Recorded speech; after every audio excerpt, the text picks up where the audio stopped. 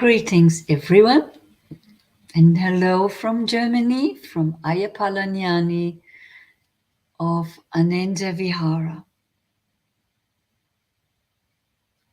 I hope and wish you all are well, and wherever you are, in the morning, in the evening, at night, whatever time and space, may you be blessed and surrounded by peace. That is what I wish for every one of you.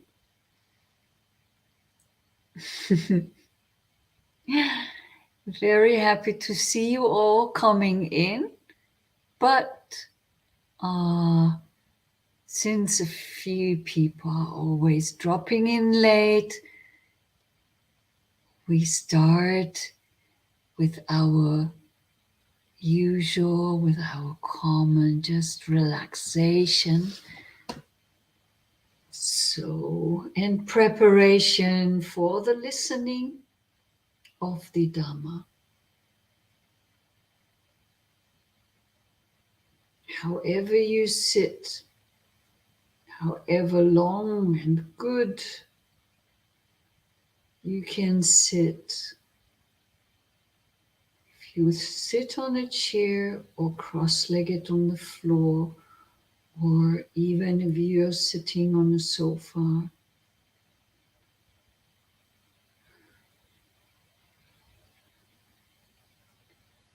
there is one thing that is really important.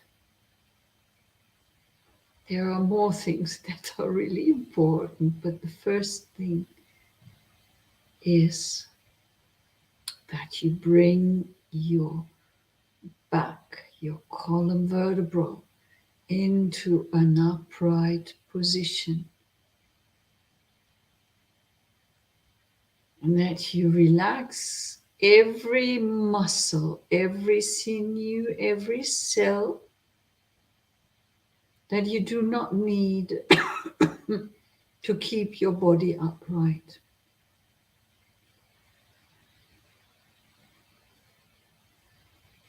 And you relax everything else. There is gravity.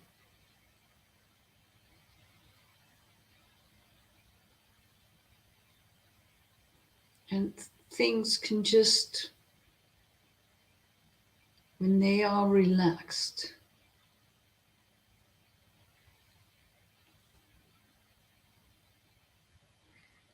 hang out, fall down like the intestines. Don't hold them.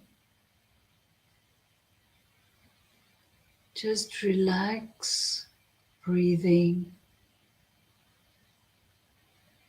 in and out.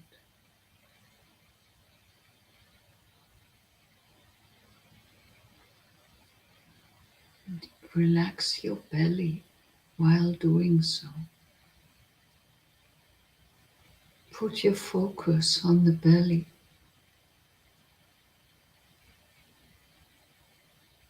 Wherever you wish, inside the body or outside of the belly, around your how is that called, navel, or lower or higher up at the sternum. That is up to your convenience. But once you have your focus there, take this spot as your spot of reference, and always when you breathe in and out, just take this spot into focus and relax. Breathe in and out. Relax your shoulders. Relax your chin, your cheeks, and your forehead.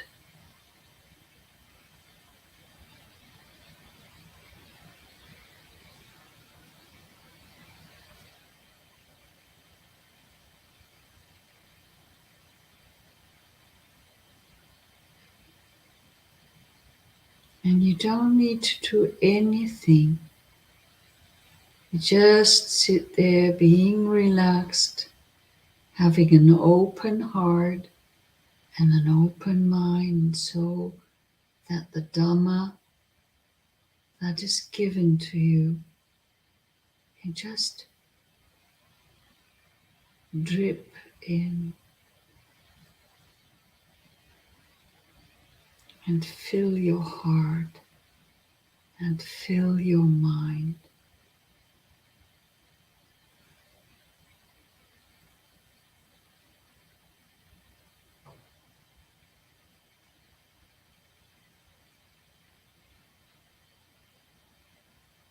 All the rushing, all thoughts of I want to, I need to, I have to, all thoughts, oh, I don't want to, I don't want this, oh, I don't want that. All this,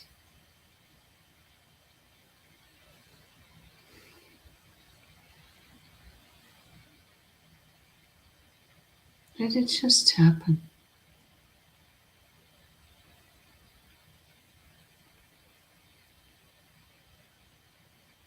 But do not react to it.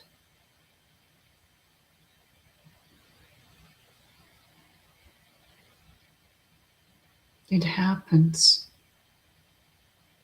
but we are not reactive. We're just relaxed. Things go on in the world. Things go on within us. We just let them be.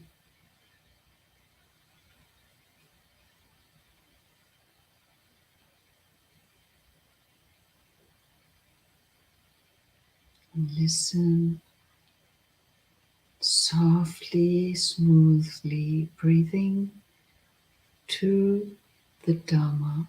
And today, Culavedalla Sutta, Majjhima Nikaya 44, second part. We already started with this sutta last Wednesday. I'm greeting all of you. Oh, there's somebody who calls him or herself, let it go, let it be. Right. We take your name as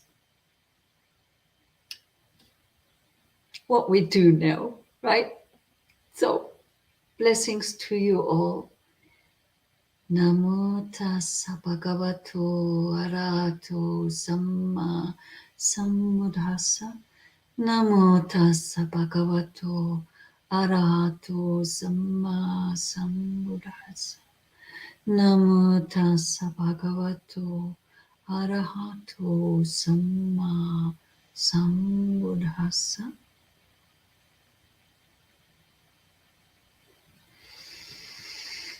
Okay, so I think we left off last week with how the identity view does not come to be.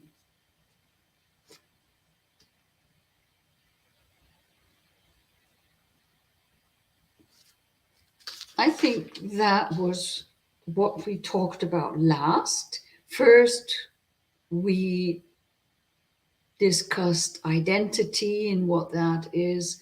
Then the origin of identity, then the cessation of identity.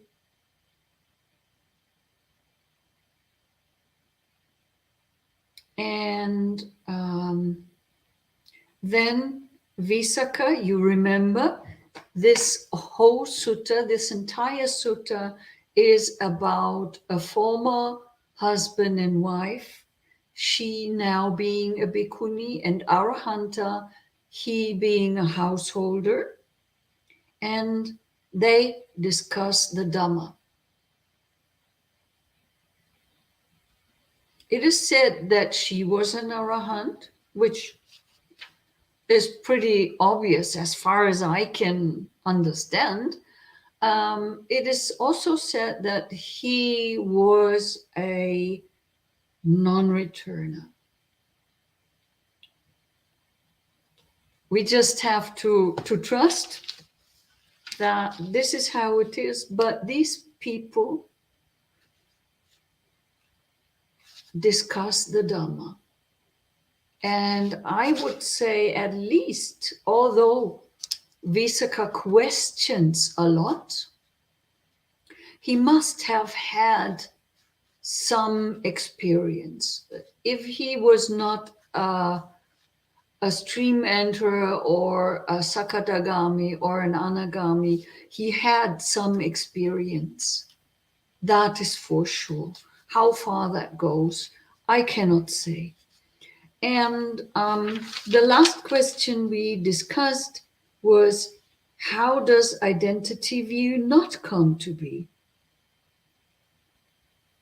And this was then that a noble disciple comes to hear, to listen to the Dhamma, has respect for the Dhamma, and does not regard material form as self or form having a self or self as possessed of material form or material form as in self.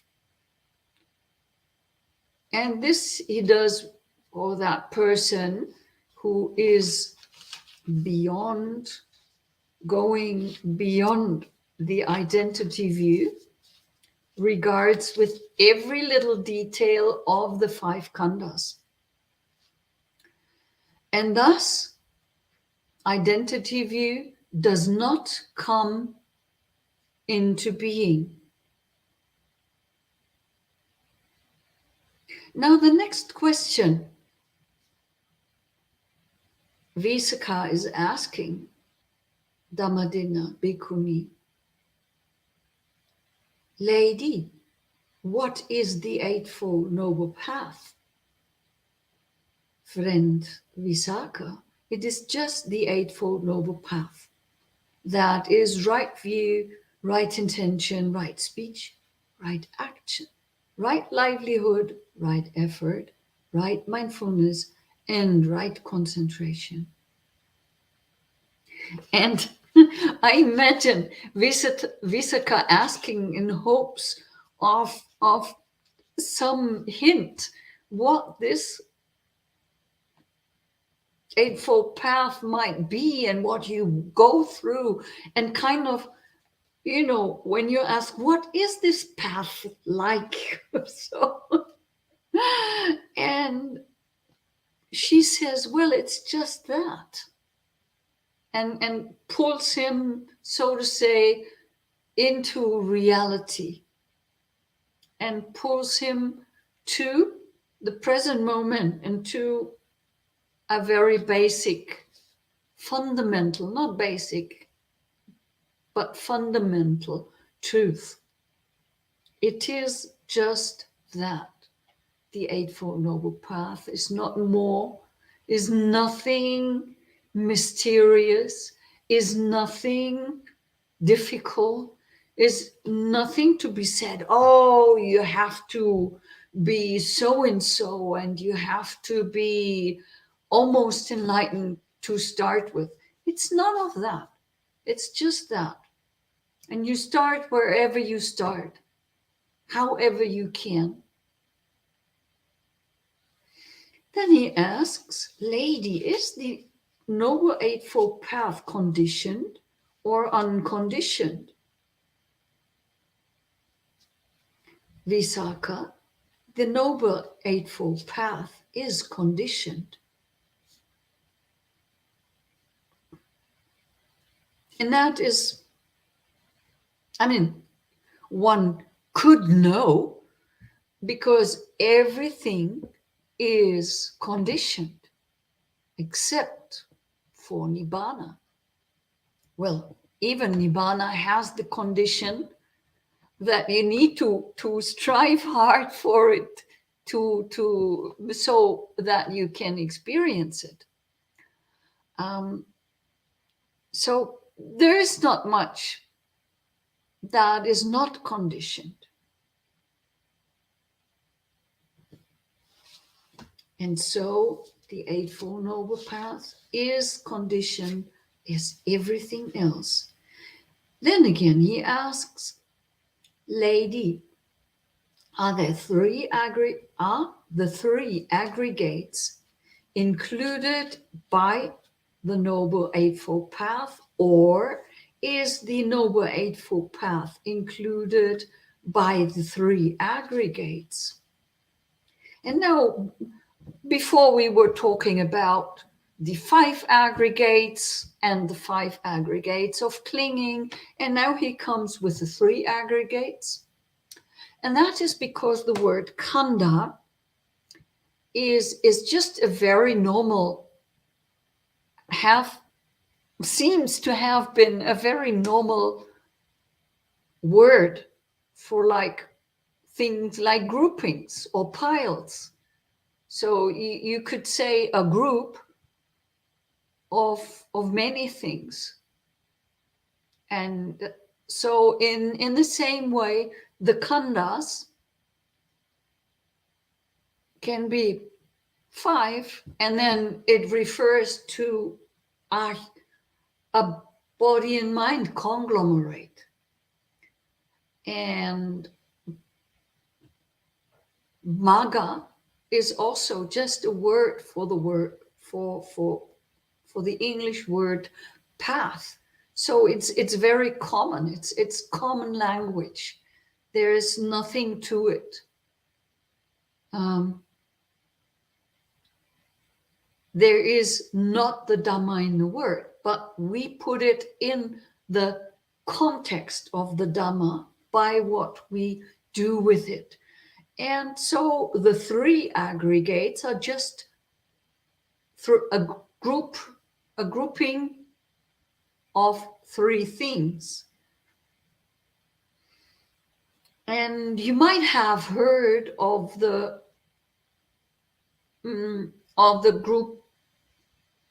grouping of Sila, Samadhi, Panya. And this is where the Eightfold Noble Path is grouped into. So this refers to that.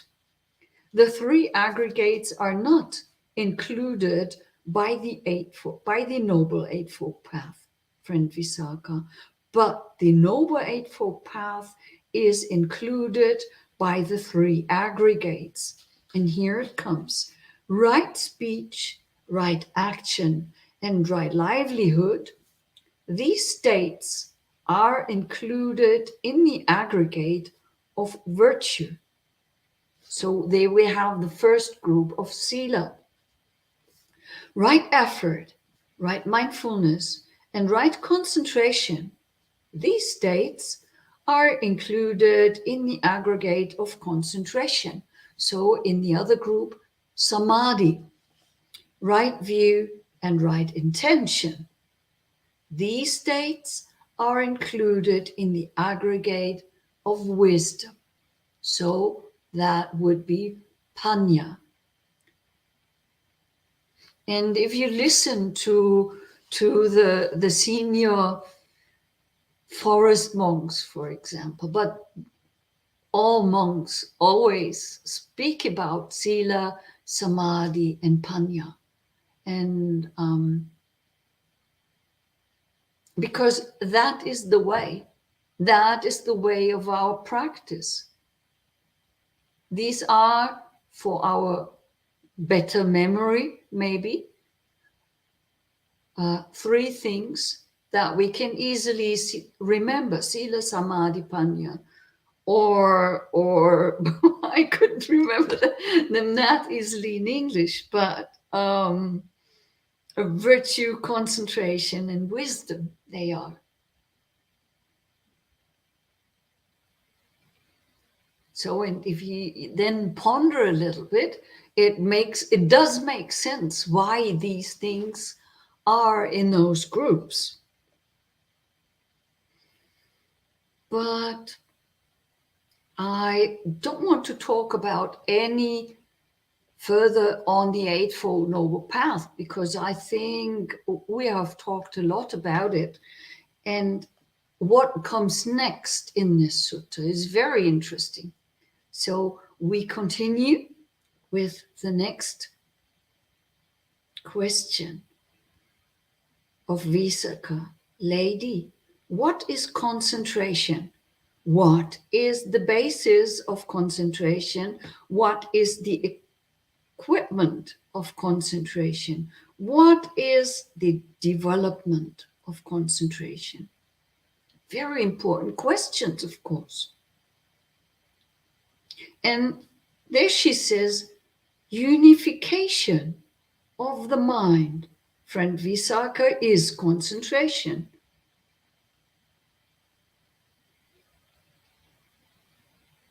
And I like the word focus, because a focus is really becoming one-pointedness. A focus can, in the beginning, be wide, but it becomes, with more practice, more and more one-pointed. And then you might even have a very tiny, laser-sharp point of focus. And that would be concentration.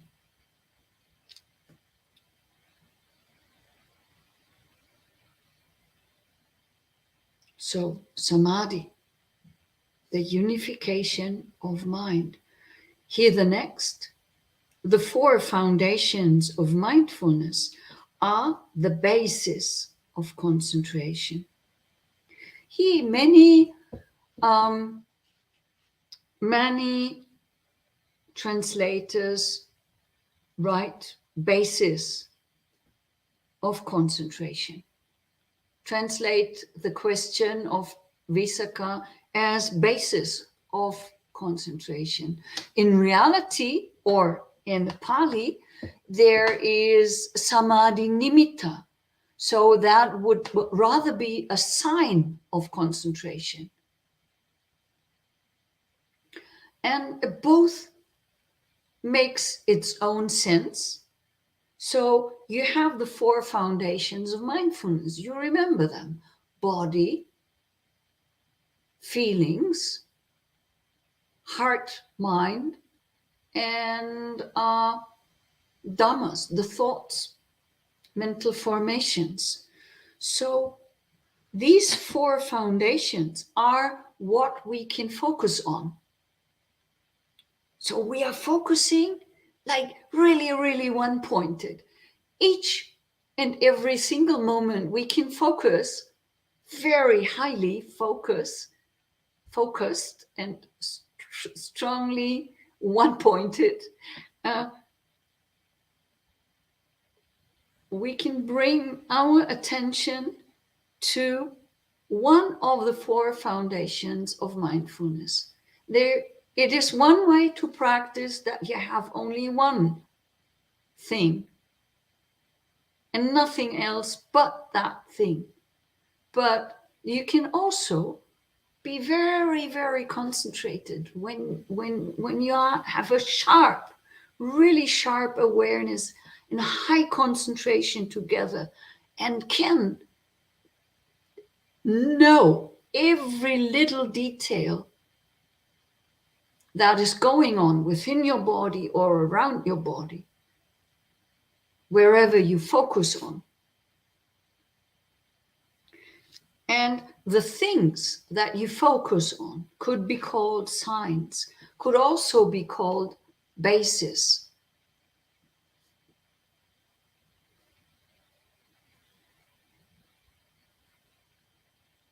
And samadhi nimitta, the signs of concentration, are really that you are just with these. You're not seeking, even if your mind jumps from thinking, rising, falling, sitting, itching. You can do that very highly concentrated. So this is called the basis of concentration, the 4 foundations of mindfulness. And this is what we have to work with. There is nothing beyond that. And these 4 foundations of mindfulness can be either directed towards us internally or outwardly to things around us. And in the beginning, your focus might be very rough and very all over the place, not very much focused. But the more and more you practice, the more it comes to be within you.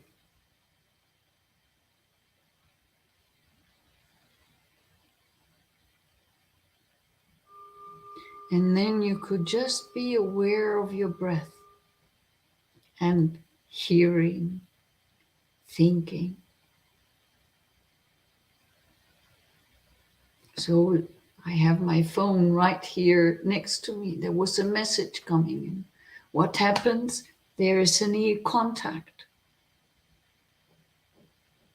And then next thing is, oh, sure, this is this and that person. I was waiting for them to contact. And then you want to grab the telephone.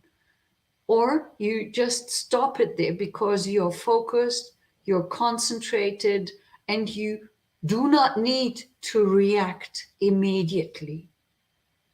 And this can become a very strong basis, for your meditation practice. The 4 right kinds of striving are the equipment of concentration. The repetition, development, and cultivation of these same states is the development of concentration therein.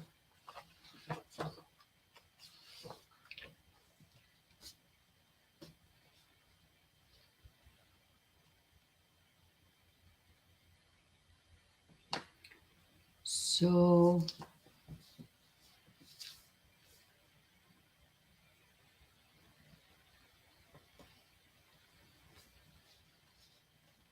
next he asks, formations. Lady, how many formations are there?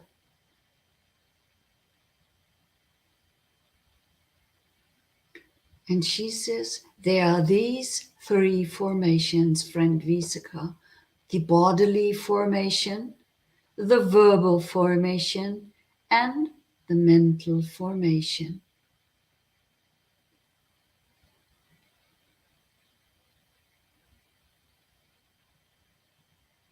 So that basically just means that we can do things. We can have bodily formations, that's our actions. That's what we do. We can have verbal formations, that's what we say. And we can have mental formations, that's what we think. But lady, he asks, what is the bodily formation? What is the verbal formation? What is the mental formation? And in regards to meditation, is what she explains it. In breathing and out breathing, friend Visakha, are the bodily formation. This referring back to our 4 foundations of mindfulness. When we observe the rising and falling of the abdomen, or the movement of our body moved by the breath, when we observe the in-breath and the out-breath, that is just a bodily formation. This is awareness on the body, that means. Applied thought and sustained thought are the verbal formation.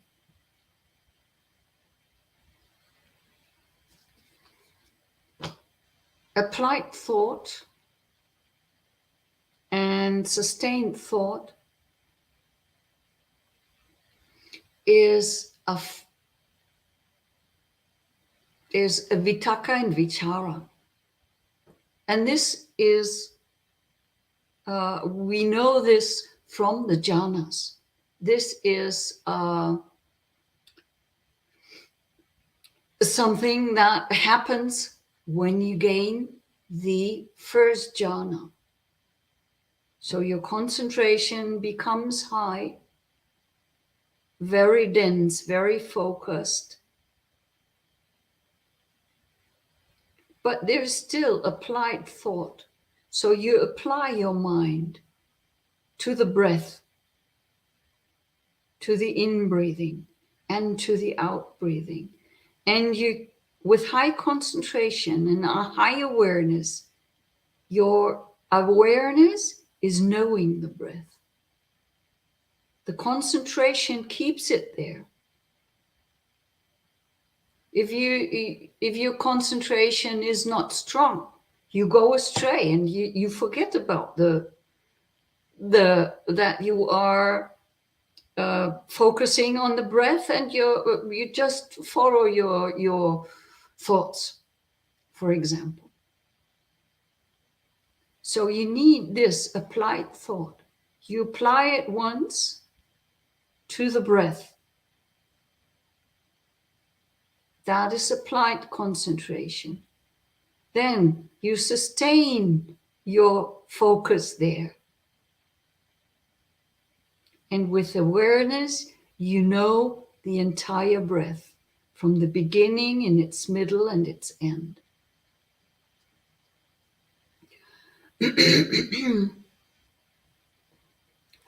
Perception and feeling are the mental formation.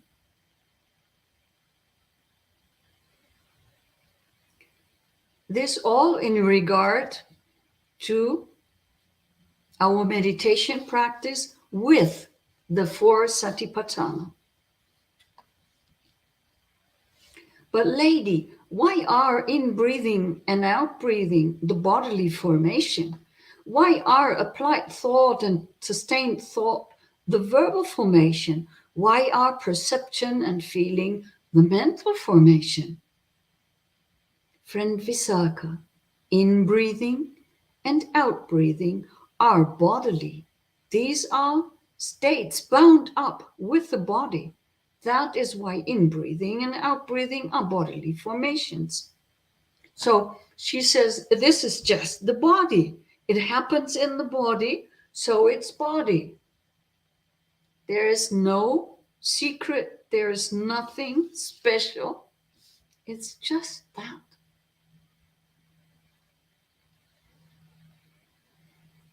First, one applies thought and sustains thought, and subsequently one breaks out into speech.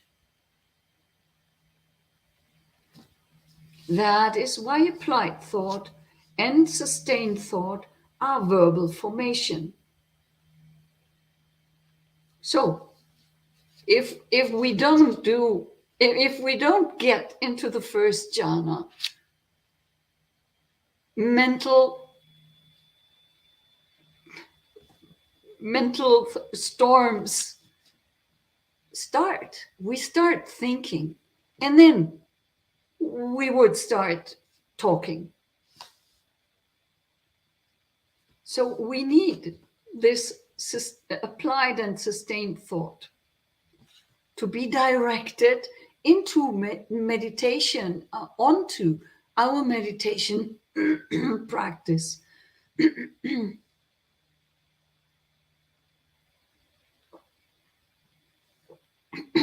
And not onto whatever we wish, but really to keep it simply on our meditation practice. Perception and feeling are mental. These are states bound up with the mind. That is why perception and feeling are the mental formation. And yeah, I think we can all agree to this, that everything, all that we perceive is happening in our mind. It's mental, of course.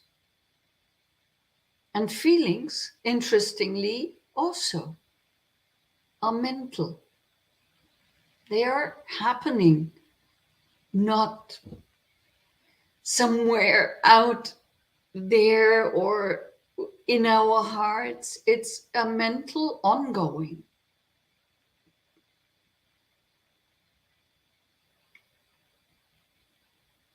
And now it really becomes very interesting. Lady, how does the attainment of cessation of perception and feeling come to be? And this state of cessation of perception and feeling is nibbana. There are many suttas in the Samyutta Nikaya, or there are not overall so many suttas where this state of being is called cessation of perception and feeling, but sometimes it is in the list of the jhanas. There are the 8 jhanas, and then there is the one beyond, and that is the state of cessation of perception and feeling. And then it continues. This is nibbana.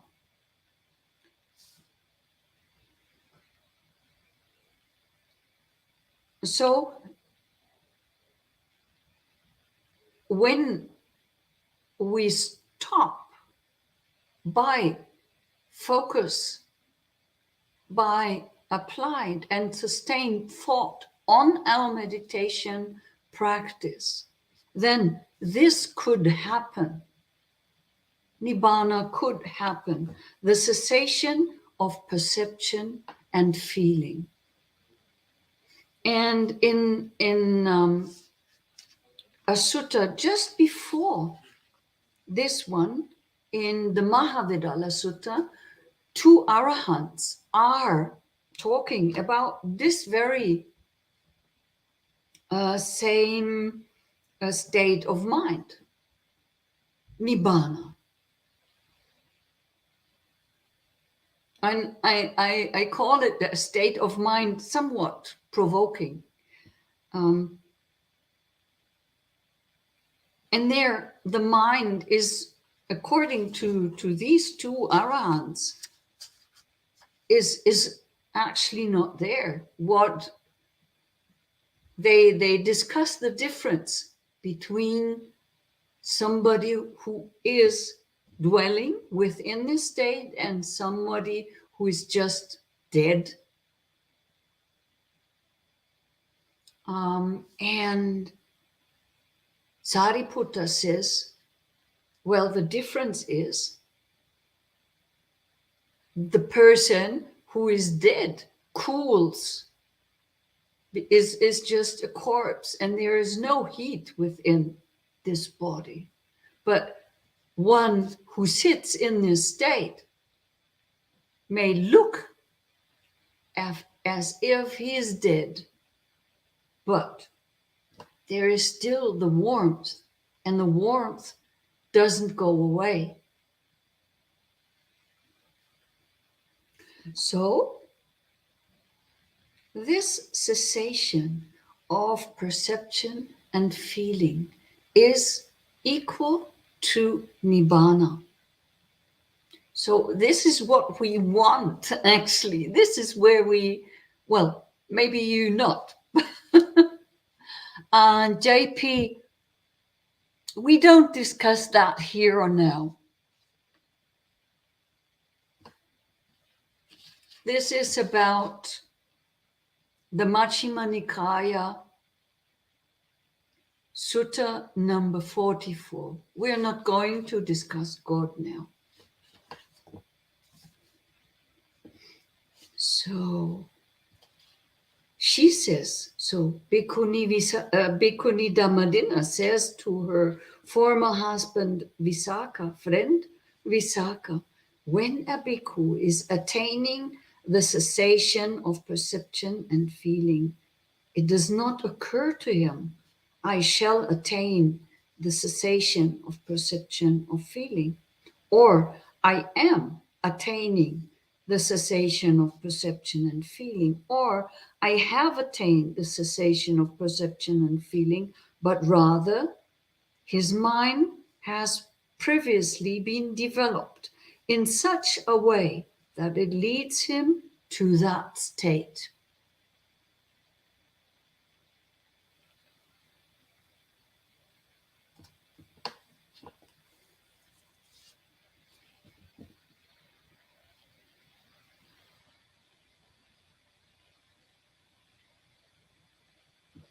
So when you practice and Nibbana is your goal, then you put your mind onto it with this full focus that we have been talking about before.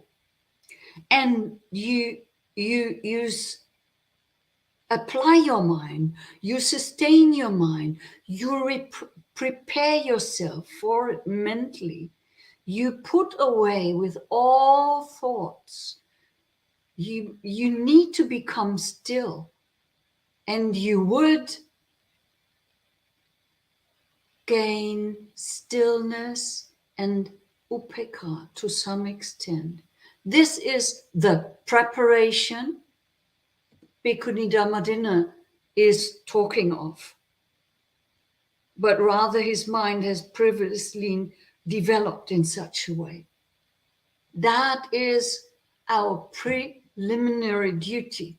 This is what we need to do. Then it leads us to that state. Possibly.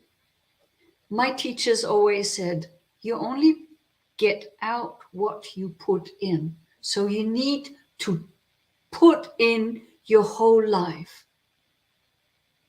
If you don't put in your whole life, if you don't put in everything you got, every effort, every power, every strength that you have, then you don't get the results that you wish for.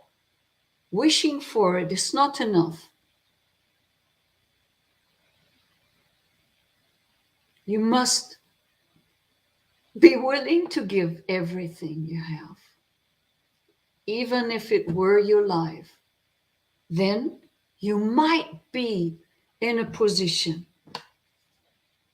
to experience this state. This state in the beginning, in the first three experiences, like when you experience it first to become a stream enterer, you must experience this. And when you experience it, it might not as a stream entry, the full-blown thing, but it will transform your entire being. You will be a different person.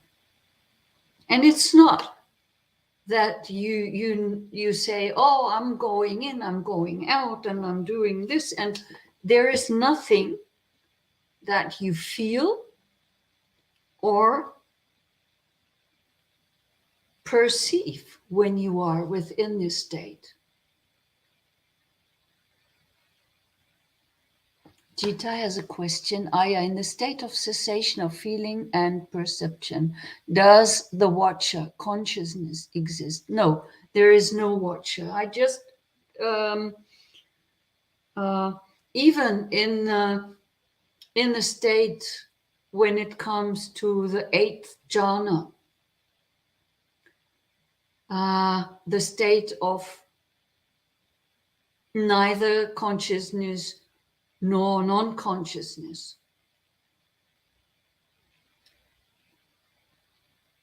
Even there is so little perception. There's so little perception that you merely can be aware of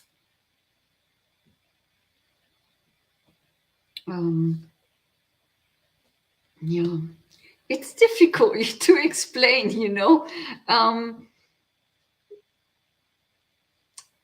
maybe I read to you from the sutta here, a short discourse into Mahavadala Sutta, Majjhima Nikaya 43. So, two arahants are debating this very same state.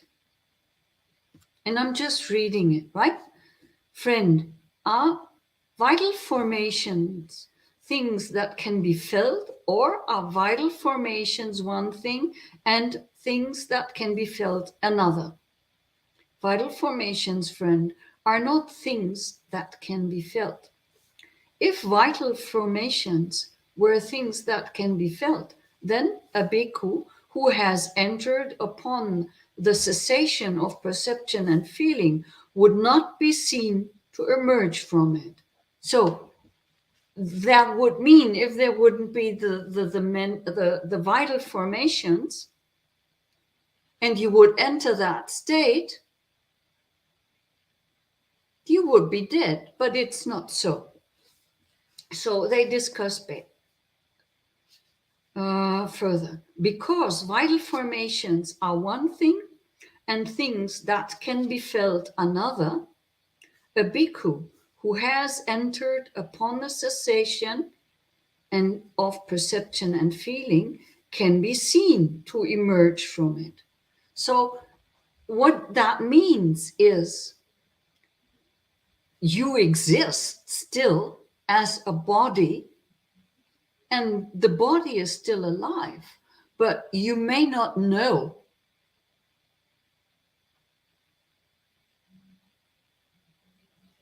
You may not need to know that you are alive and that there are vital formations. So they continue. Friend, when this body is bereft of how many states, it is then discarded and forsaken, left lying senseless like a log. Friend, when this body is bereft of 3 states, vitality, heat, and consciousness, it is then discarded and forsaken, left lying senseless like a log. So then we're dead. When there is no vitality, no heat, and no consciousness, then the body is just dead. Friend, what is the difference between one who is dead, who has completed his time, and a bhikkhu who has entered upon the cessation of perception and feeling. So, rightfully can be asked, what is the difference then? Friend, in the case of one who is dead, who has completed his time, his bodily formations have ceased and subsided. His verbal formations have ceased and subsided. His mental formations have ceased and subsided. His vitality is exhausted. His heat has been dissipated, and his faculties are fully broken up. That is one thing. In the case of a bhikkhu who has entered upon the cessation of perception and feelings, his bodily formations have ceased. His bodily formations have ceased. This is what is written here. And this is written also in the Pali. So this is what the Buddha said. His bodily formations have ceased. We have discussed formally breathing in and out of bodily formations, right? So these cease. You're not breathing them. Bodily formations have ceased and subsided. His verbal formations have ceased and subsided. So all applying thought, there is no more thought, nothing of thought, of thinking. Can't be, because mental formations, which are thoughts, have ceased and subsided.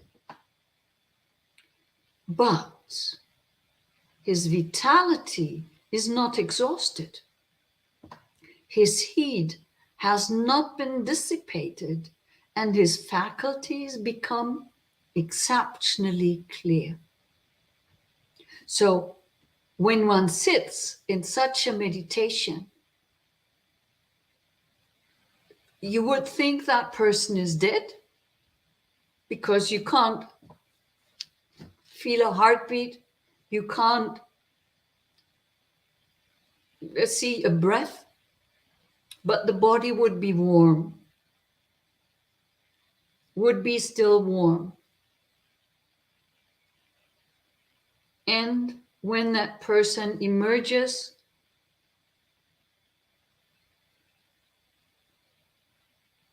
they come out of that.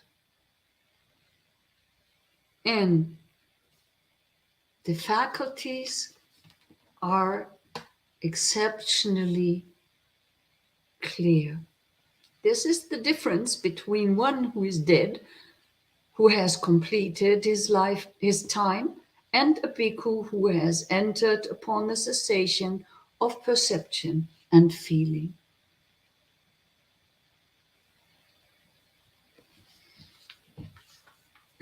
So these are not common states. There are not so many people in this world.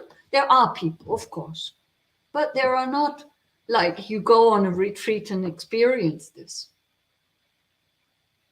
necessarily. You need to strive really, really, really diligently to get there, because this is Nibbana, right? We're talking about Nibbana. And I find it really, really interesting, because we don't need to fantasize about what Nibbana is like. It's written. It is said. It's all there. We just need to know where. And then the only thing is to practice, to get there. And it's called Pala Samapatti for the first 3 stages. That is stream enterer, once returner, non-returner, and that would be called Pala Samapatti, because you have gained Pala and Magga. You know the path. You have the fruit. And for somebody who experiences it this strong, that the person would become an arahant, it would be called Nirodha Samapatti. The total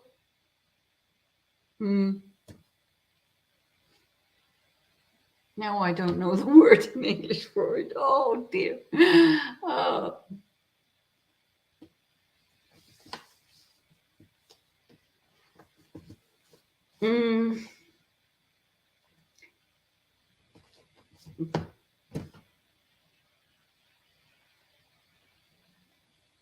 Anyway, however that word here, we have it written, Vimutti, Viraga, Nibbana, the total extinguishment. That was the extinguishing, the cessation.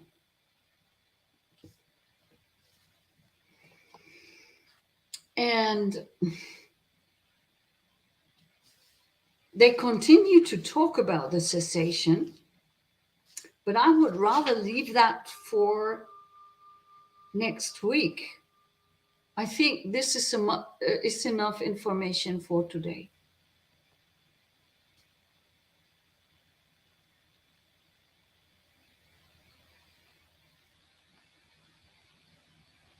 Yep. Thank you, Mana. Thank you, everybody, for listening. Many, many blessings to you. Have a great, and a peaceful week. Don't let the hassle and stress of the world pull you down.